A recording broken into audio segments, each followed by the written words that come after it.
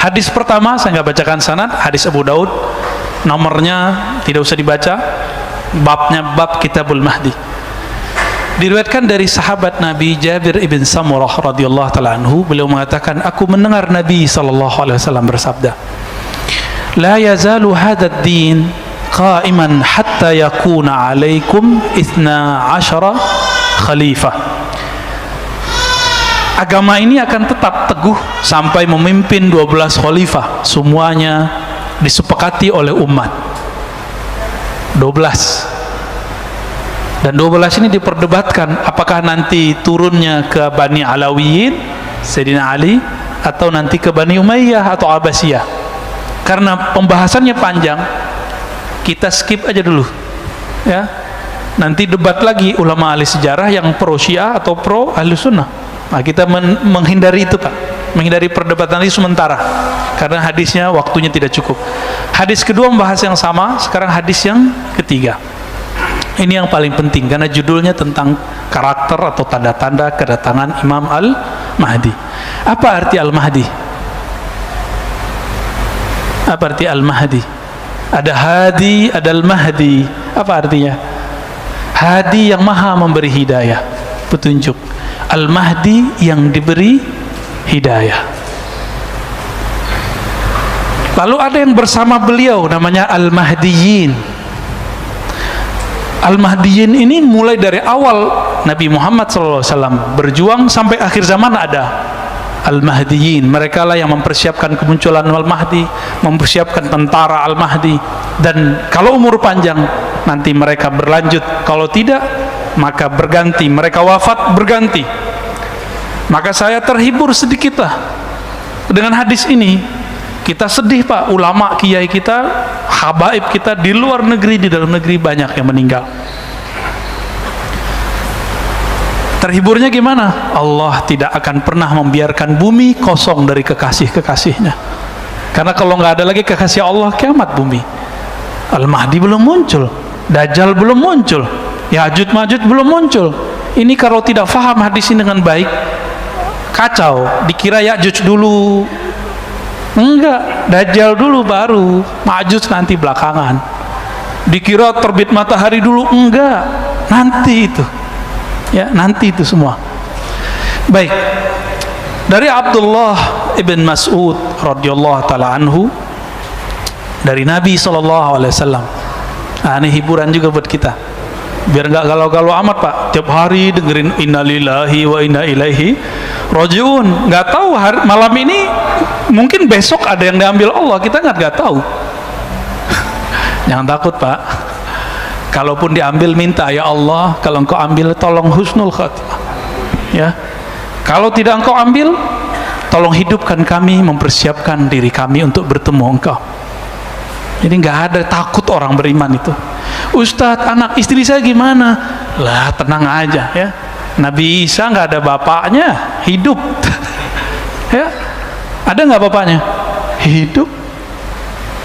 Imam Bukhari yatim, Pak. Sekarang disebut namanya, tidak ada orang belajar hadis kecil menyebut namanya, betul? Ya, baik. Lau lam yabqa minad dunya ila yaumun la tawwalallahu dzalikal yaum. Seandainya tidak tersisa dari dunia ini kecuali satu hari, Imam Mahdi belum keluar, la tawwalallahu dzalikal yaum, Allah akan panjangkan hari itu, hatta yab'atsa fihi rajulan minni, sehingga Allah mengutus. Kalimatnya mengutus lah, Pak. Jadi Al-Mahdi itu utusan, ini kata kunci. Al-Mahdi itu mab'us, diutus. Bedanya dia bukan Rasul, bukan Nabi. Mab'us, utusan berarti agen-agennya Allah.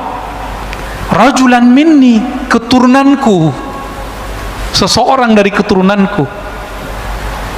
Min ahli baiti, ini pencirian pertama dari ahlu baitku. Maka pembenci ahlu bait Rasulullah, silakan, Pak, kita benci dengan atau nggak sepakat dengan politik fulan, dengan politik fulan. Ini kan habaib lagi pecah nih, ada yang pergerakan ini, ada yang pergerakan ini. Udah, itu biarin, itu hak mereka, kan mereka juga manusia. Mereka emang nggak boleh beda politik, kan boleh-boleh aja. Antum boleh berbeda politik dengan aneh, boleh. Aneh juga boleh toh. Jadi jangan pernah paksa kita ikut politik antum. Sebagaimana kami tidak boleh memaksa jamaah ikut pikiran politik kami, karena politik itu ra'yu, pemikiran murni, bukan dari Allah. Boleh berbeda kita, jangan paksa. Walaupun kita beda dengan para habaib, para zuriat Rasulullah, tapi nggak boleh kemudian meragukan bahwa mereka ini punya nasab kepada baginda Nabi Sallallahu Alaihi Wasallam. Mungkin mereka ada yang mewarisi nasabnya saja, ada yang mewarisi nasab plus akhlaknya. Itu aja bedanya. Ya. Iwat ismuhu ismi. Iwat. Ini terjemahan yang banyak keliru orang-orang. Kalau terjemahan bebasnya kan sama namanya dengan namaku, tapi terjemahan aslinya bukan itu. Yuwat, wata'a itu berkesesuaian, nyatu, mirip namanya dan namaku. Dalam bahasa Arab nama itu ismun, ism itu berbeda dengan nama dalam bahasa kita. Ismun itu maknanya, kata Imam Al-Bajuri dalam syarah dan hasyiah beliau, al-wasam wal-ulu was-sumu, tanda dan ketinggian derajat. Jadi kalau diterjemahkan versi ilmu bahasa, ketinggian dan tanda-tanda yang ada padaku diwarisi olehnya.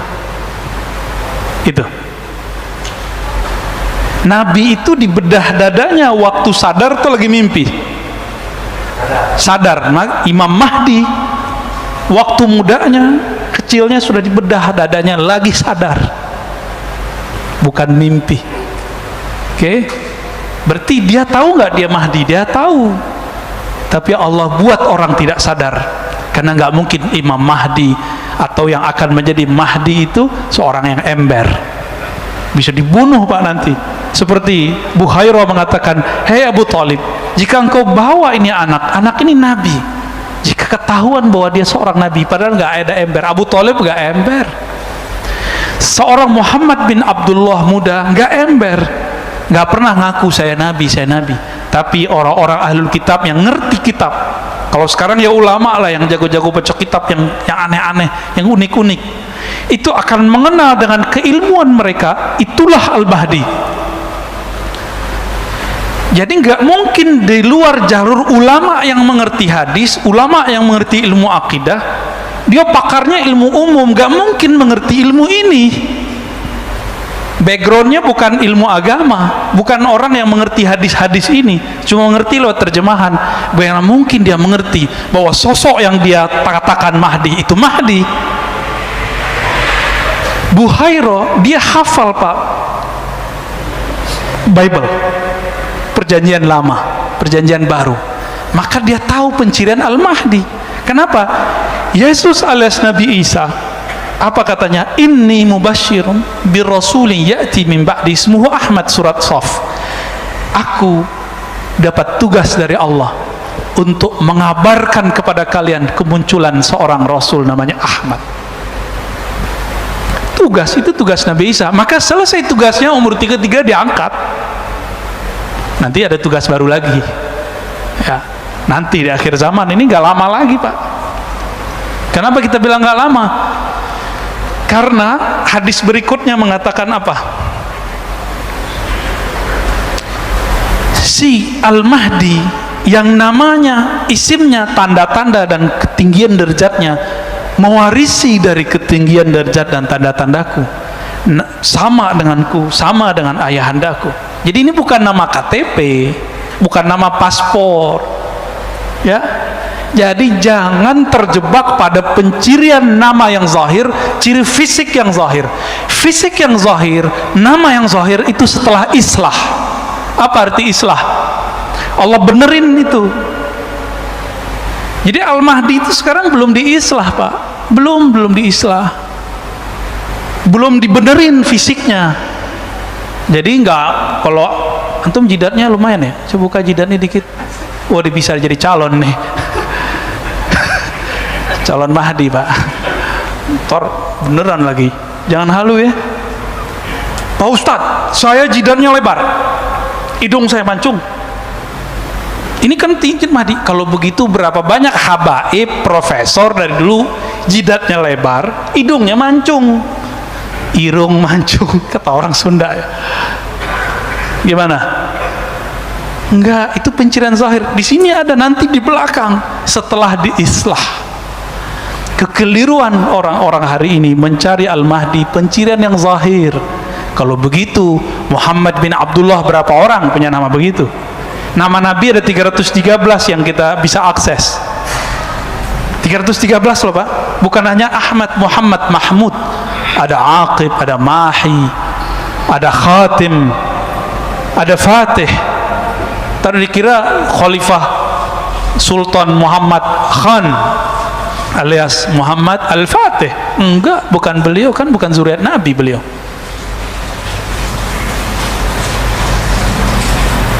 Apa penciriannya tadi? Bukan nama KTP, bukan nama paspor, bukan nama pemberian ayah, bukan. Itu sumu wal alam al-wasm, ketinggian derajat dan tanda-tanda yang ada pada Nabi sallallahu alaihi wasallam. Itu ya. Oh Ustadz, saya mimpi. Lah kalau antum mimpi, aneh mimpi juga. Apakah ada Al-Mahdi? Enggak, bukan mimpi penandanya. Betul, mimpi pertama Nabi itulah wahyu pertama. Tapi kapan mimpi pertama Nabi? Dalam hadis Bukhari dikatakan, awal wahyu itu ar-ru'ya as-salihah, yara misla falaqis subh. Mimpi pertama Nabi itulah wahyu pertama Nabi. Loh, kapan Nabi mimpi pertama? Umur 25? No, sebelum itu. 40 sebelum itu.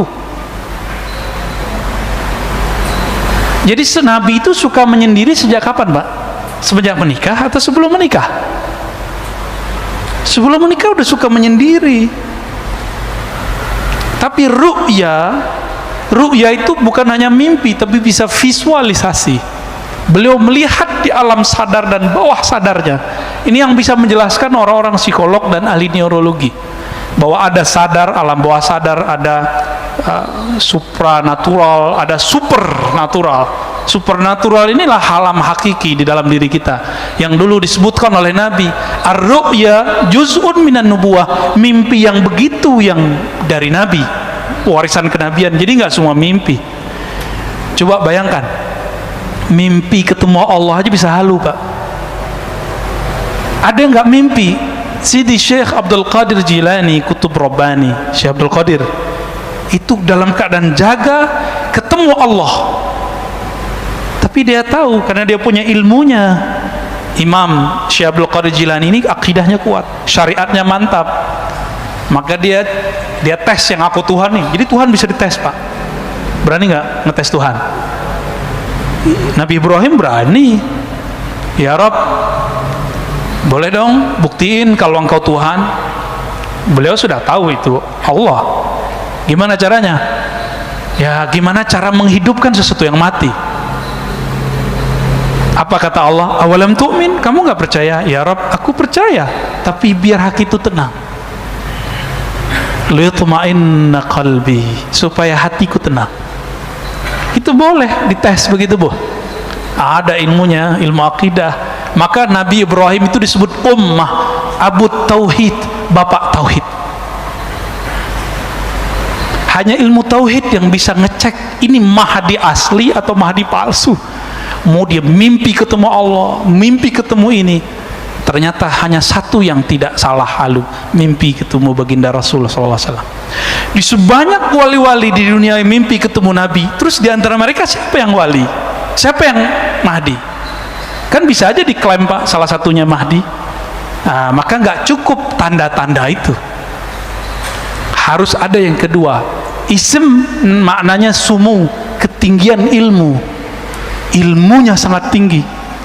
Maka di kitab ini disebutkan bahwa 4 pencirian Khatmul Aulia. Khatmul Aulia ini puncak kewalian di akhir zaman. Ini kita bagi aja Pak ya, biar clear masalahnya, tapi nggak akan clear sampai nanti. Kalau nggak ketemu empat ilmu ini pada orang yang ngaku Mahdi atau diklaim sebagai Mahdi itu, maka dia bukanlah Al-Mahdi, tapi dia halu atau cuma diklaim oleh orang. Pertama, punya ilmu al-badi, pakai hamzah, ilmu nasab alam semesta, asal usul alam semesta, bukan pakai mimpi, Pak. Dia kalau ngelihat antum nih tahu, oh kamu ruh, kamu dulu si anu. Hanzalah ketemu Salman, Salman ketemu sahabat. Apa kata sahabat ini? Kamu kok tahu saya? Apa jawaban beliau?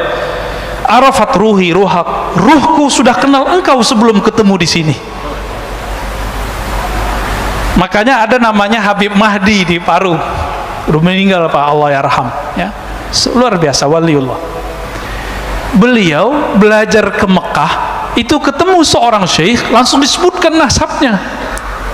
Kamu anak si anu, pada baru pertama ketemu. Itu pencirian wali.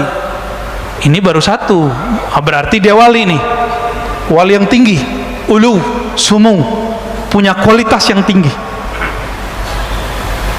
Dia tahu ya namanya ruh yang ada di pohon, maka Nabi bisa memanggil pohon, wahai pohon kurma kesini, datang pohon kurmanya. Dan beliau dikenali oleh alam semesta ketika beliau jalan-jalan di pegunungan Mekah.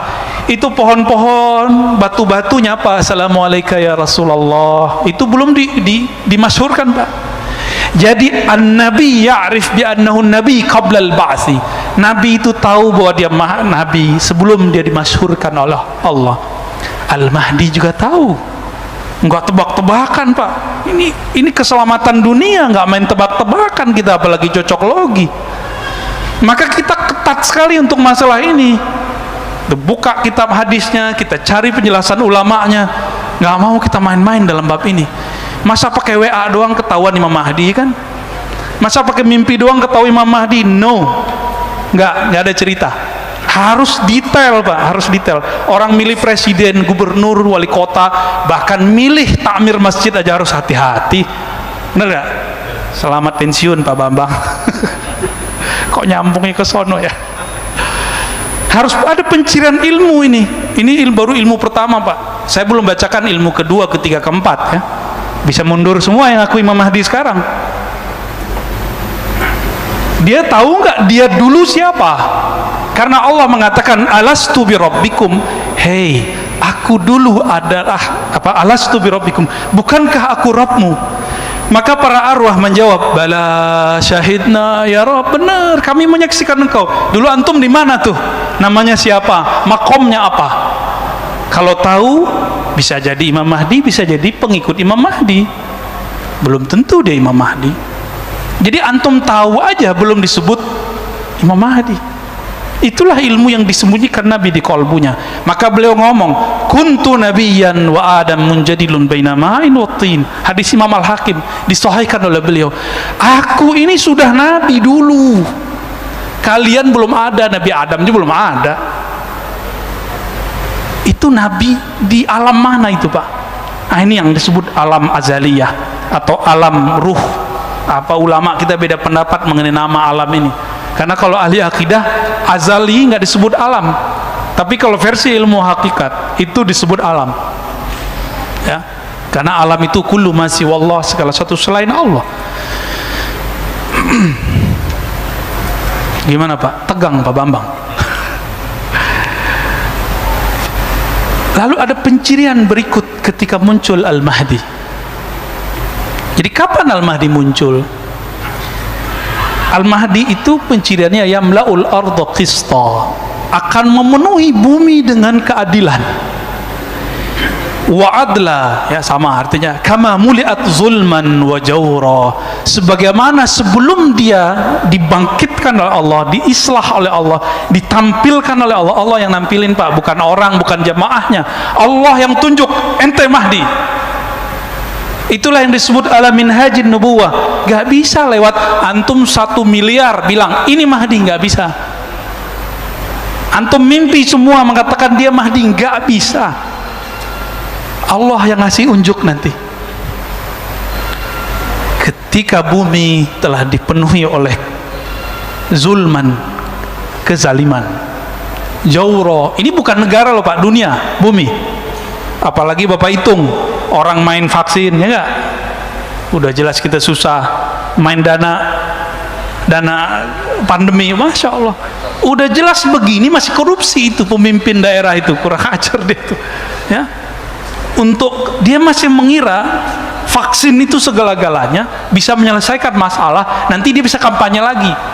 Gak ngerti dia peta alam semesta. Udah begini kejadiannya, tanya sendirilah sama ahli ekonomi. Orang ekonominya nggak yakin Pak 5 tahun ke depan bisa pulih. Apalagi ahli ma'rifatullah yang dia mengerti pergerakan kudrat iradat Allah.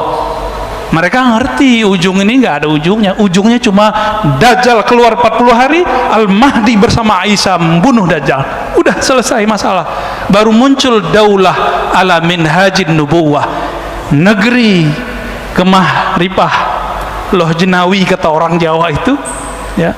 Tapi bukan hanya di sini, pusatnya nanti di Mekah, pusatnya nanti di Madinah. Apa yang dilakukan ketika bumi ini dipenuhi semuanya? Benar gak? Ini udah sepakat nggak kalau pandemi ini ada orang yang buat? Sepakat nggak? Mungkin nggak virus tiba-tiba sendiri? Nggak mungkin kan? Nggak mungkin. Adakah sesuatu di dunia sengaja? Nggak mungkin. Tanya sendiri sama teman-teman kita, orang-orang yang ahli kesehatan, ahli kimia. Nggak ada, ya. Nggak ada ceritanya kera jadi manusia, kera melakukan observasi atau melakukan eksperimen ke dirinya sendiri. Bisa nggak? Mesti ada yang bukan kera, yang bukan manusia intervensi terhadap wujud itu, baru kita percaya ada namanya evolusi. Kalau nggak, kita nggak percaya. Apalagi urusan beginian. Sepakat Pak ya, pandemi memenuhi dunia itu kezaliman? Sepakat? Banyak yang mati nggak? Bukan hanya orang yang mati, usaha mati, perusahaan banyak mati, negara bangkrut, bener. Beberapa negara sekarang itu nggak sanggup beli vaksin, kita masih sanggup Pak, walaupun ngutang. Ngutang Pak, udah bangkrut kita udah. Jadi kalau dihitung-hitung bangkrut, cuma nggak tahu ini psikologi orang-orang ngurusin negeri ini, nggak tahu siapa yang bisikin. Jangan buat panik, jangan panik, bener sih. Cuma kita harus tahu juga sebenarnya apa yang terjadi sekarang, kita harus tahu juga. Tapi jangan sering-sering tahu. Jadi enakan jadi orang yang pura-pura bodoh daripada orang yang banyak tahu. Ntar banyak galau aja Pak. Banyak tahu yang nggak penting maksudnya.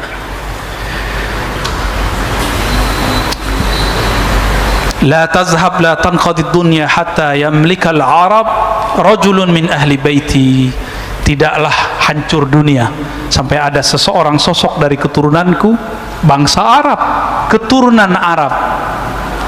Jadi nggak mesti dia tinggal di Arab lah, yang penting dia keturunan Nabi Shallallahu Alaihi Wasallam.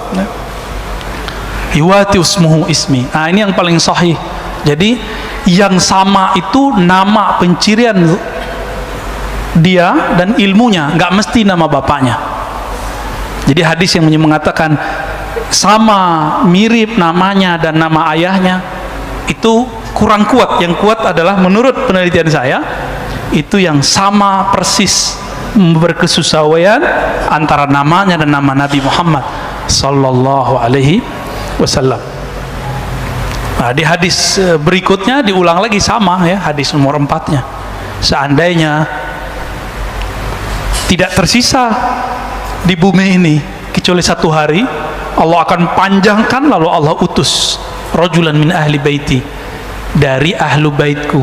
Jadi tolong cintai ahlu bait, jangan benci ahlu bait. Allah yang jamin nasab mereka. Tapi jangan terburu-buru, oh kayaknya si anu deh Imam Mahdi. Imam Mahdi itu nggak bisa pakai kayaknya. Allah yang tahu. Allah yang tahu. Ya. Udah jam 7 Pak, kurang ya. Kita lanjut hadisnya. Tadi pencirian tadi baru 1 saya sebutkan, nanti di lain waktu kita sebutkan ciri-ciri berikutnya ya. Nabi SAW menyebutkan lagi mengenai nasab. Nah ini kan banyak yang ngomong Imam Mahdi itu Hasani atau Husaini, keturunan Hasan atau Husain. Beberapa orang yang keturunan Hasan mengatakan dia keturunan Hasan, yang keturunan Husain mengatakan keturunan Husain. Loh, kita kan bengong Pak, kita bukan keturunan Hasan dan Husain. Pak Bambang keturunan siapa? Namanya Bambang, ada Jawanya kali ya? Bambang apa Pak namanya? Supriyadi. Ya nggak masuk Pak. Apa kata Nabi? Ini bisa untuk menyatukan Al-Hasan wal Husain, Al-Hasani wal Husaini. Kita cinta dengan para zuriat Rasulullah. Kata beliau, Al-Mahdi min itrati min waladi Fatimah. Al-Mahdi yang Allah guidance itu, yang Allah pilih itu keturunanku dari zuriat Fatimah. Wah, ini ada Habib nih. Antum segaf ya Habib ya. Masyaallah, nuhibbukum ya. Semoga kalau beliau cinta sama kita, kita nanti tergadai Pak. Beliau bilang, ya Rasulullah, wahai jitku, itu orang cinta aku karena cinta kepada engkau. Selamat Pak, insyaallah. Jadi habaib itu yang mahal bukan darahnya semata, tapi kalau dia bilang, ya Rasulullah, wahai kakekku, wahai ayahanda, itu Pak Bambang cinta aku karena cinta kepada engkau. Kata beliau, parkir, selamatin. Itu kelebihan habaib kalau benar Pak ya. Ntar habaib kan diseleksi juga sama Sayyidah Fatimah. Diseleksi Pak, nanti ada pengadilan khusus untuk mereka. Jadi nggak usah urusin kalau ada habaib beda-beda aneh-aneh. Itu urusan mereka ntar. Hakimnya langsung Sayyidah Fatimah dan Sayyidina Ali. Hasan Husain nanti langsung ngurusin. Kita nggak usah ngurusin, takut kualat kita. Ya, kalau beda boleh nggak? Boleh. Saya banyak kok beda dengan beberapa habaib. Keturunan Sayyidah Fatimah ada Hasan, ada Husain. Maka jam'u bainal ahadis, menggabungkan sekian riwayat. Al-Mahdi itu ayah ibunya campuran. Bisa ayahnya, ya, ayahnya yang paling penting, campuran antara zuriat Hasan dan Husain. Selesai toh? Jadi kalau yang zuriat keturunan Hasan mengatakan itu dari babe gue Hasan, benar. Yang Husaini bilang, oh benar. Dua-duanya benar ya. Dan itu nggak bisa sembarangan, harus dipastikan. Jangan bilang kayaknya saya keturunan habaib deh Ustadz. Nggak bisa. Kenapa? Hidung saya mancung, saya brewok kan. Hidung saya mancung, jidat saya lebar dikit. Nggak ada urusan ya. Mau lebar selebar lapangan, nggak ada urusan ya. Nah, baru masuk kita hadis Abu Sa'id Al-Khudri. Di sini banyak orang terjebak. Pencirian zahir. Tadi kata isim itu pencirian batin. Yang ngerti riwayat hadis faham. Kata ismuhu yuwati usmuhu ismi, berkesesuaian isim namanya, ciri-cirinya, tanda-tandanya, ilmunya dengan ciri-ciriku, tanda-tandaku. Itu batin. Itu kewaliannya. Itulah nubuat yang diturunkan ulama warasatul anbiya. Sedangkan zahirnya setelah diislah ketahuan nih, Al-Mahdi minni, Mahdi itu keturunanku, ajlal jabhah. Ajlah, apa arti ajlah? Jali, jelas, jidatnya enggak. Ini enggak ada urusan sama cerdas enggak cerdas ya. Karena ada kiai jidatnya enggak panjang Pak ya, yang baru meninggal kiai kita ahli hadis, pintar sekali, itu jidatnya biasa aja. Jadi ini bukan urusan apa, ini pencirian zahir. Aknal anf, boleh diartikan hidungnya mancung dikit lah, bengkok dikit lah ya. Yamlaul arda qistan wa adla, nanti setelah diislah kelihatan pencirian itu semua. Jadi kalau sekarang habaib banyak, maka yang kita cari sekarang bukan pencirian zahir. Ini setelah diislah, dibenerin oleh Allah semalam. Apakah itu islahnya wali, islahnya Mahdi? Islahnya Al-Mahdi adalah mi'raj rohaninya. Ya, baru dengar ya makna itu ya. Nabi ini kan, nabi-nabi semuanya punya hubungan spesial dengan Allah, disebut mi'raj. Maka disebutlah salatul mu'min, as-salatu mi'rajul mu'min. Salat itu mi'rajnya mukmin. Ruhaninya naik. Maka kalau mi'rajnya seorang wali itu dalam sholat itu lagi sadar atau lagi mimpi Pak? Maka puncak kewaliannya Imam Mahdi ketika dia diperjalankan dalam sholatnya. dia akan mengalami seperti yang Nabi alami, mirip-mirip. Sholat di Al-Quds, naik ke atas, persis sama. Kalau belum itu terjadi, pastikan orang ini bukan Al-Mahdi. Ini yang paling mahal, Pak, ciri-ciri Al-Mahdi. Ini yang paling mahal ya. Apa itu? Islah semalam, artinya Allah perbaiki zahir dan batinnya dengan cara diangkat. Jika Nabi Isa diangkat, Nabi Musa pingsan, Nabi Nuh, Nabi Yunus, semuanya diislah. Nabi Yunus apa? Suluk, khalwat dalam perut ikan, nun, disebut zinnun. Itu menyepi yang sangat sepi sekali, gelap gulita. Masuk ke perut ikan, nggak ada lampu, Pak. Tapi kolbunya zinnun, Yunus alaihissalam terang, maka dia zikir. Saat itu cuma ada engkau, la ilaha illa anta, tiada yang berhak disembah kecuali engkau.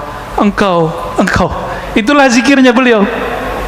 Dulu kalau lihat videonya Al-Habib Omar, beliau pernah zikir anta, engkau ya Allah, engkau. Kalau orang-orang tarekat kan biasanya zikir hu Allah, itu Allah masih dia.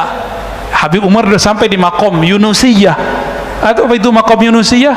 Merasakan Allah itu hadir berhadap-hadapan dengannya.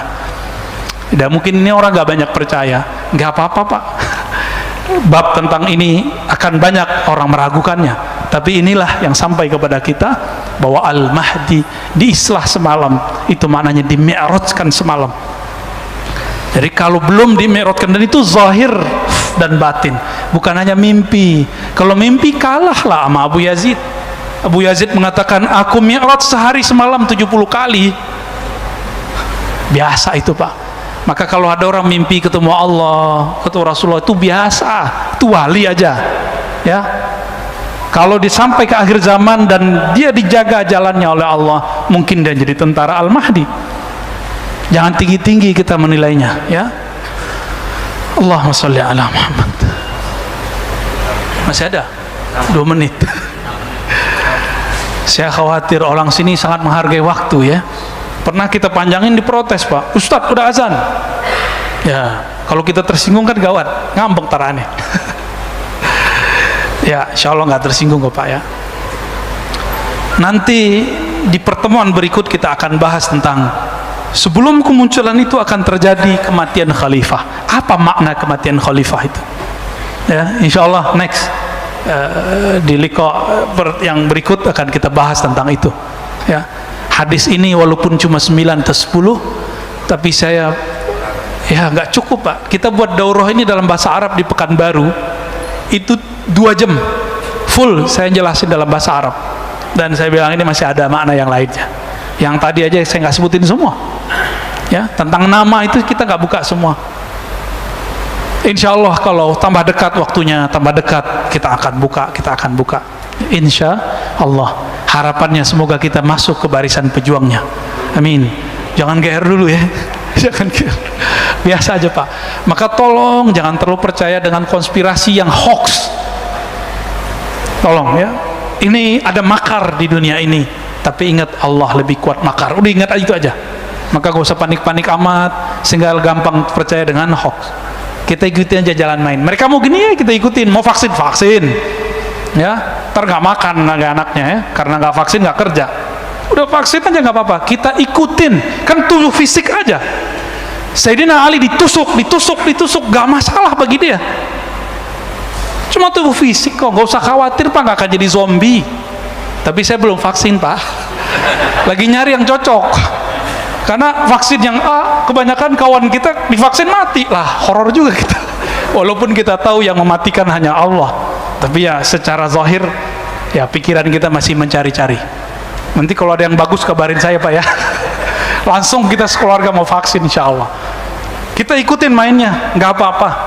Seperti Nabi dulu ketika perang Hudaybiyah, belum perang. Dibuat MOU Hudaybiyah, 15 kilo lagi udah mau nyampe Mekah. Ditolak. Nabi terima atau enggak? Tapi ada yang nggak terima nggak?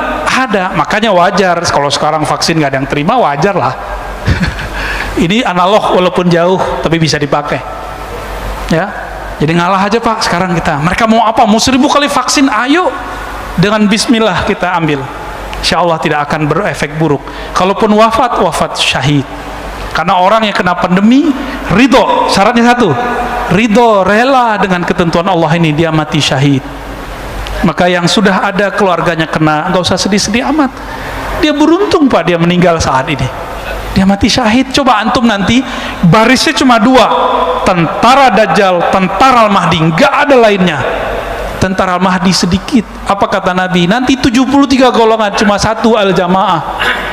Jika umat manusia 7 miliar 7 miliar Pak ya, 73, kita cuma satu, berarti 1 banding 100 kali 73, kaliin 7 miliar, berapa nanti? Dikit sekali.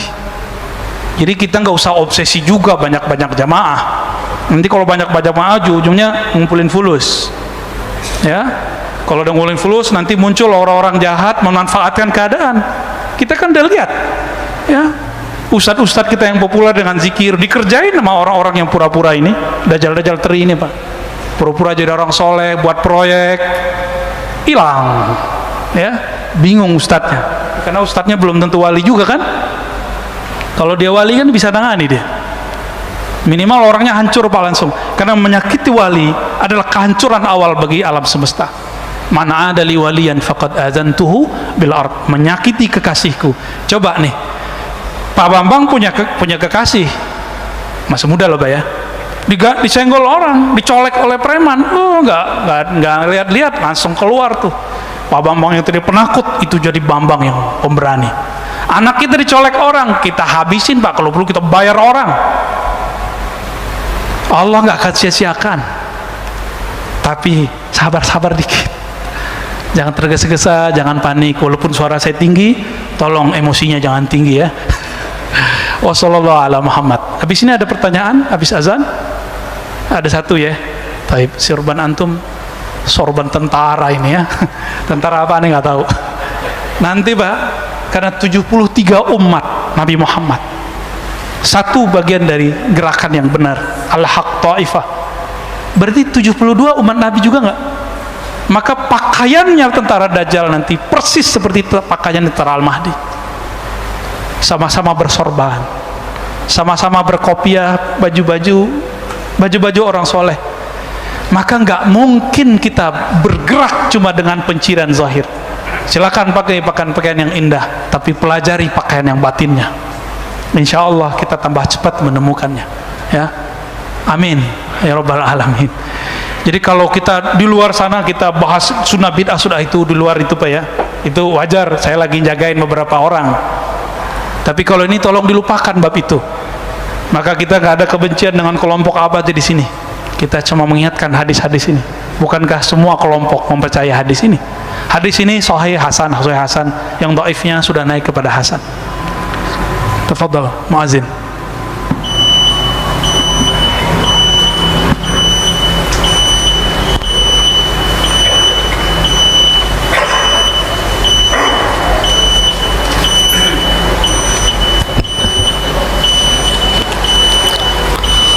Allahu Akbar, Allahu Akbar, Allahu Akbar, Allahu Akbar. Asyhadu an la ilaha illallah.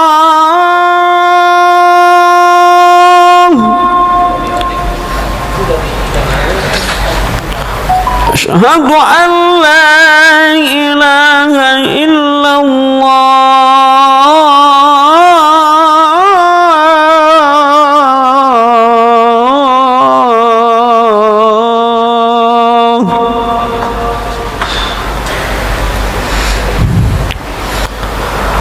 Asyhadu anna Muhammadar Rasulullah.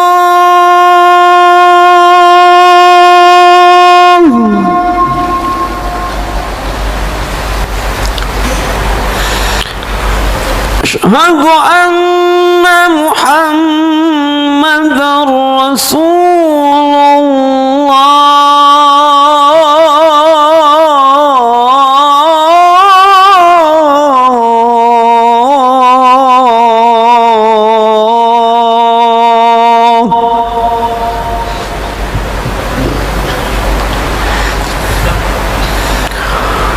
حي على الصلاة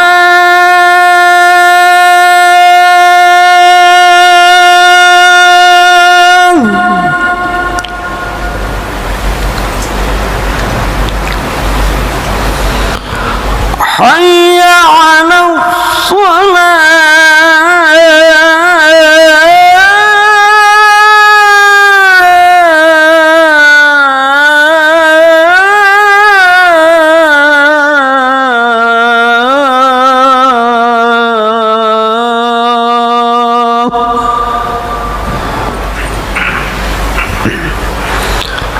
حي على الفلاح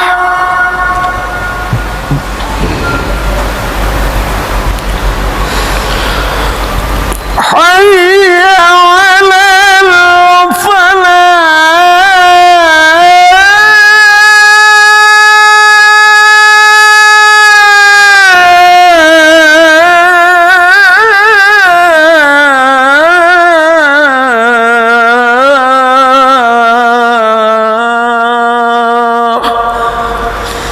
الله أكبر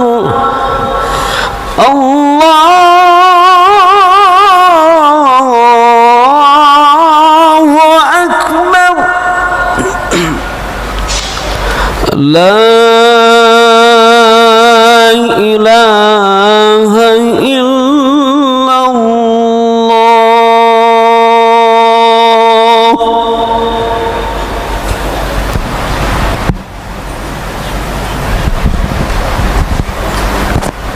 Baik, jamaah sekalian yang ingin bertanya dipersilahkan.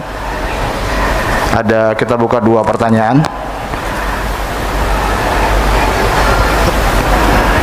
Ada mungkin? Silakan. Assalamualaikum warahmatullahi wabarakatuh, Pak Yarsi. Mau nanya, dari dulu saya masih mencari satu pertanyaan bagi saya, istilahnya yang merasakan efek atau akibat dari nanti Dajjal tentunya mengalami zaman Imam Mahdi ini, apakah orang yang istilahnya pada zamannya Imam Mahdi nanti muncul itu masih hidup atau yang sudah meninggal akan merasakan efek itu juga? Terima kasih.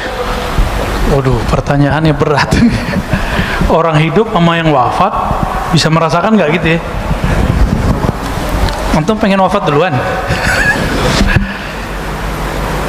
Nanti udah banyak meninggal, Pak. Banyak yang meninggal. Itulah kezaliman yang luar biasa yang disebutkan dalam hadis ini. Kapan keluarnya Mahdi?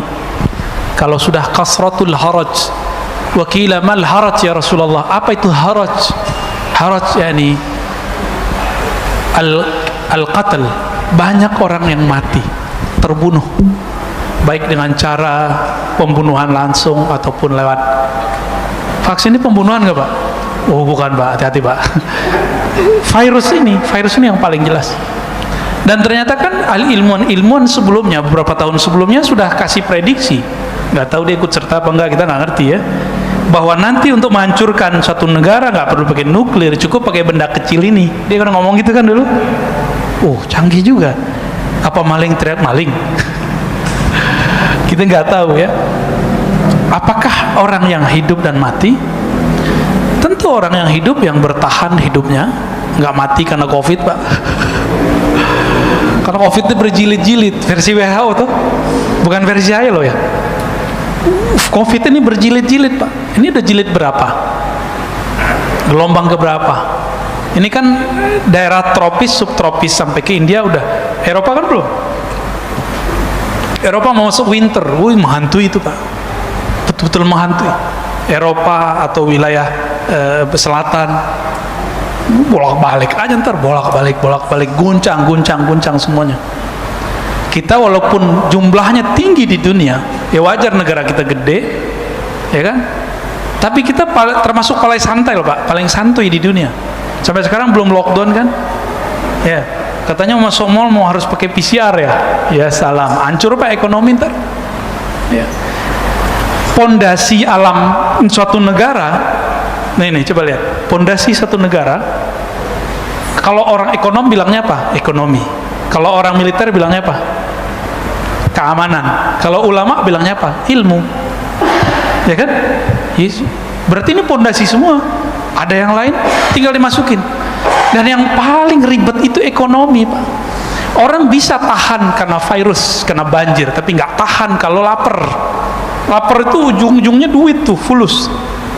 Kalau sudah begitu, ini yang disebut di hadis tadi, idza muliat al-ardu zulman wa jawra, ketika muka bumi semua negara sudah habis batas-batas negaranya. Kenapa?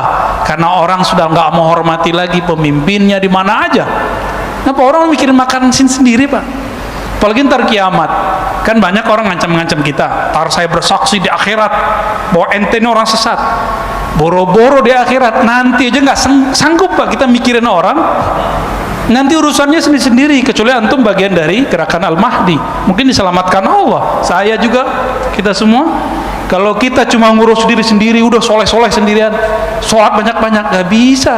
Ngurusin ini nggak bisa dengan banyak sholat. Ngurusin ini harus tahu peta-petanya kemana. Itu yang disebut di hadis Nabi, ketika bumi dipenuhi kezaliman, nanti itu negara udah nggak ada. Namanya doang Indonesia, namanya doang Malaysia, namanya doang Amerika, namanya doang Cina. Udah nggak ada, pantar orang nggak ada lagi respect sama pemimpinnya. Semua mau pemimpinnya disebut demokrasi, komunis, Islami, nggak ada yang dianggap benar. Itulah puncak zulman dan jaurah. Urusannya perut, keamanan. Orang kalau sudah lapar gimana? Berani bunuh orang nggak? Berani bunuh orang. Ini kalau kita melihat dari situ sisi, apalagi sisi militer, waduh, serem banget. Gimana? Lanjut. Satu lagi. Oke, tafadhal. Assalamualaikum Buya. Semoga dalam keadaan sehat selalu dan dirahmati Allah Subhanahu wa taala. Amin. Saya izin bertanya Buya terkait yang di lingkungan tempat kerja saya, di lingkungan keluarga saya menemui ada beberapa mungkin kawan atau rekan sahabat yang tidak mempercayai dzurriyyat dari Rasulullah SAW. Sementara di agama kita salah satu rukun iman itu yang mempercayai pada hari akhir. Oke. Dari yang tadi Buya ajarkan itu, apa hukumnya Buya untuk orang-orang yang tidak mempercayai bahwa Rasulullah itu mempunyai keturunan atau tidak mempercayai dzurriyyah, dan bagaimana kita menyikapinya hal tersebut? Mungkin itu saja, terima kasih. Wassalamualaikum warahmatullahi wabarakatuh. Tadi saya lupa tadi ya, apakah yang mati ikut berjuang ya? Itu pertanyaan. Bukan hanya merasakan, kalau dia wali dia ikut berjuang, Pak. Karena hadis Imam Bukhari mengatakan bahwa kalau ada para syuhada meninggal, dia minta kepada Allah, ya Allah hidupkan kami kembali. Kan nggak mungkin, Pak, reinkarnasi, mungkin nggak? Nggak ada kan reinkarnasi dalam Islam. Maka dia nanti akan membersamai pejuang-pejuang itu nanti. Karena para syuhada Allah kasih akses paspor dan visa, bisa masuk alam barzakh, alam nyata, surga, bolak-balik suka-suka dia. Syuhada itu kalau meninggal. Wali-wali apalagi. Nabi, wali, syuhada. Kalau ada orang yang tidak meyakini adanya keturunan Rasulullah hari ini, kalau saya husnuzon, berbaik sangka ya Mas ya, mungkin dia seperti saya dulu kan saya nggak percaya, Pak, karena nggak tahu bahwa di hadis Imam Muslim ada perintah untuk hati-hati terhadap zuriat Nabi. Ada di hadis Tirmizi ada. Dia ngerti hadis nggak, bahwa hadis yang paling sahih setelah Quran Bukhari, nomor 3-nya Muslim, baru Abu Daud, baru Tirmizi. Di hadis Abu Daud ini kitab ke berapa tuh? Ketiga. Disebutkan Al-Mahdi minni, min ahli baiti, min waladi Fatimah. 3 redaksi. Al-Mahdi di akhir zaman itu keturunanku, keturunan Fatimah.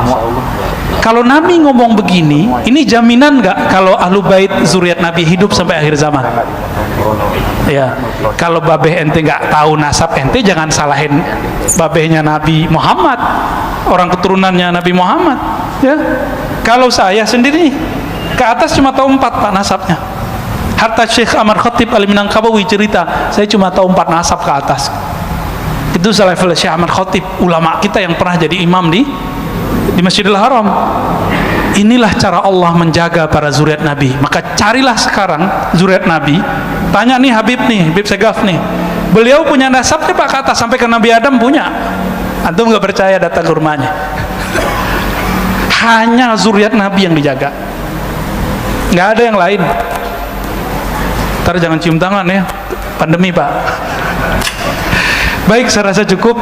Semoga kajian ini membuka cakrawala mata hati dan pikiran kita. Saya minta ampun kepada Allah jika ada yang berlebihan. Saya minta ampun kepada Allah jika ada kalam yang tidak tepat. Nas'alullah ya Allah ya afu ya karim afwaka wa afiyatak wa salamatan mink. Amin.